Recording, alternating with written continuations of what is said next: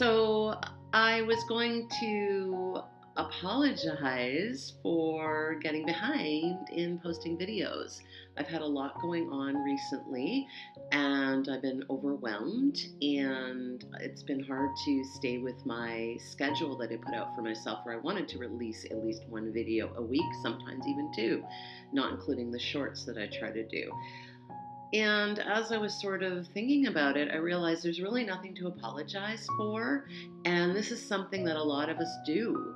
And particularly if you have been someone on the receiving end of narcissistic abuse, that can be particularly relevant, or any kind of abuse in your background, or if you have any perfectionist tendencies, or people pleasing, or feeling vulnerable, or feeling that we always have to be on top of things, and the pressure that we put upon ourselves. And I just think that's a really important thing to cover, because it's okay. It's okay to feel overwhelmed. It's okay to take some time for ourselves. And I thought this maybe would be some really good modeling, especially as a therapist, to show you that even someone like me, who has all those skills and all that practice and has been doing this for years, I get overwhelmed too. I get stuck too. I go through periods where I don't feel motivated, where I feel like I might be in a rut, where I can't think straight, and doing this YouTube journey that I'm thoroughly enjoying and want to continue, but sometimes life gets in the way. And it's okay. It's okay for life to get in the way. We just get back on. And I'm doing this video today. I wanted to be a bit vulnerable and just put it out there. We all get overwhelmed. This is part of being human.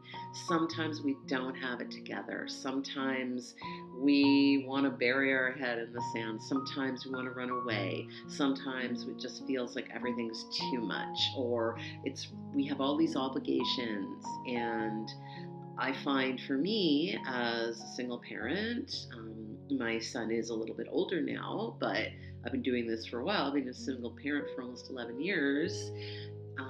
It's having all that responsibility. It's having that you are the one. Like, I am the one breadwinner in the whole family, but family of two.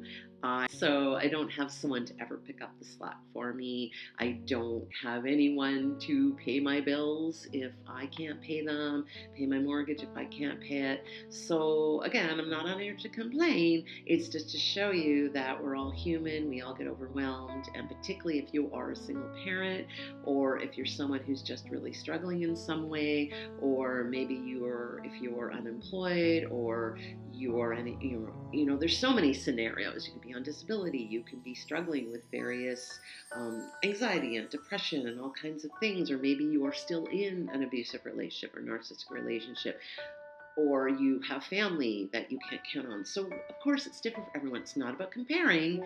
It's really that we all have struggles.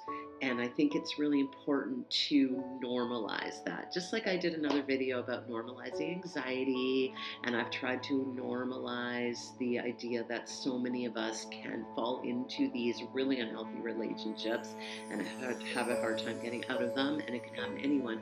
I want to normalize this. I want to normalize that we get overwhelmed, we sometimes drop the ball, and I think that if we could all be a little more human and a little more vulnerable with each other, where it's safe, of course, but if we could just put it out there more, and I think we would all feel safer, and I think maybe we wouldn't feel so alone, we wouldn't feel so isolated.